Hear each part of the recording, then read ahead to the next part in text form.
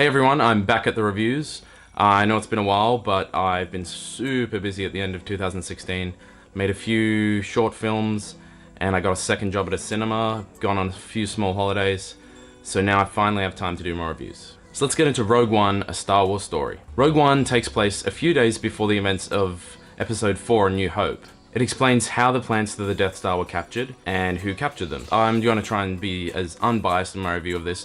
I saw the film twice, so I've tried to just look at every aspect and not let nostalgia and, my love of the series affect me that much. I thought this was a commendable start to the spin-off or, Star Wars stories that we're going to get more of. It cleverly filled in ongoing plot holes that were, lingering in the series, and it definitely didn't play things safe. This film took some risks, and I think they paid off for the most part. I'll be straight up, I liked this slightly more than The Force Awakens, in that it didn't recycle as many plot points or scenarios. It wasn't a movie that purely relied on nostalgia. It felt a lot more fitting and natural in the Star Wars universe. The ensemble cast in Rogue One is a bit of a mixed bag. Jyn Erso, the protagonist, played by Felicity Jones, gave a decent performance. Although I didn't really care about her character as much as others, she seemed a bit cold and unchanging, and her character didn't really seem to develop even through some pretty intense events in her life. Diego Luna did well in his first big Western franchise, but I think his character suffered from some of the same problems that Felicity Jones did. K2, the ex-Imperial droid, was probably one of my favorite characters. He offered needed comedic relief and contrary opinions. He kind of seemed like a more competent, less annoying C-3PO, which I loved. Whitaker, Yen, Zhang, Mikkelsen, and Ahmed all do a decent job, but I just don't think they were given enough time or space to really leave a memorable performance. It's a colossal cast, so it is still pretty amazing that they got this much diverse talent together for the film. Some of the writing was a bit too cheesy maybe, or expository, but there was one really good line delivered by a familiar character. It seemed like a James Bond villain line maybe, and I loved it. I thought it was great. Overall though, the writing and the dialogue was just satisfactory. Rogue One's camera work was pretty hard to fault.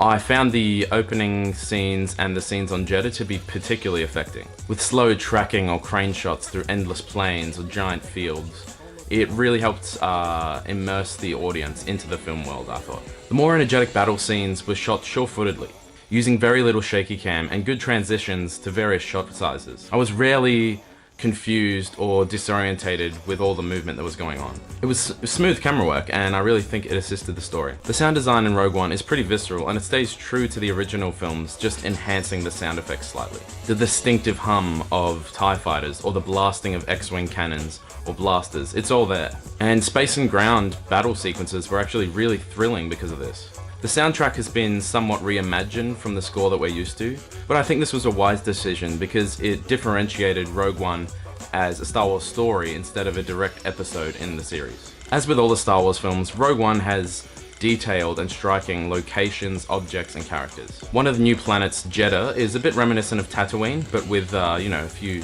differences. But Scarif, this tropical sort of planet, was completely different for Star Wars because it made battle scenes play out as if they were kind of set in the Vietnam War era, and yeah, it was really interesting.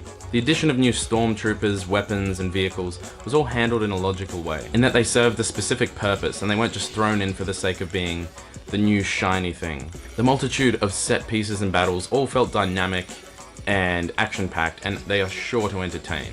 At first, Rogue One felt like a spy movie, and then it sort of gradually escalates into this huge interplanetary war, and all set within the Star Wars universe. It was reassuring to see that Rogue One didn't opt for VFX all the time. In fact, like some of the films before it, they seemed to put in practical effects or props wherever they could. The VFX never really took me out of the film, except for a couple of shots in space, as well as two CGI characters that really didn't look organic at all.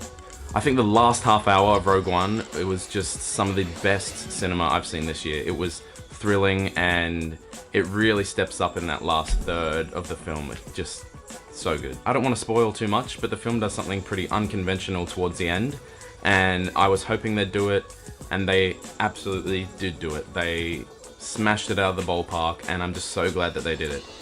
You'll probably know what I'm talking about when you see the film. I think Rogue One is a step in the right direction for Star Wars. It tried something different, something that wasn't safe and actually paid off. It was different enough not to be a quasi-remake, but it was still familiar enough to fit well in the series. I'd give it a 7.5 out of 10. Rogue One would definitely satisfy anyone that's a fan of the series, or if you're thinking of getting into it. why wouldn't you get into Star Wars yet? It's a bit weird. And it gives me hope for the spin-offs that are on their way. So, there's my review of Rogue One. Let me know what you think. Did you like it more than Force Awakens? Did you hate it? Why? Let us know. And give me some recommendations for some film reviews.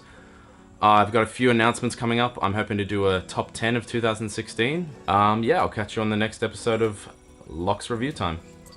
Bye!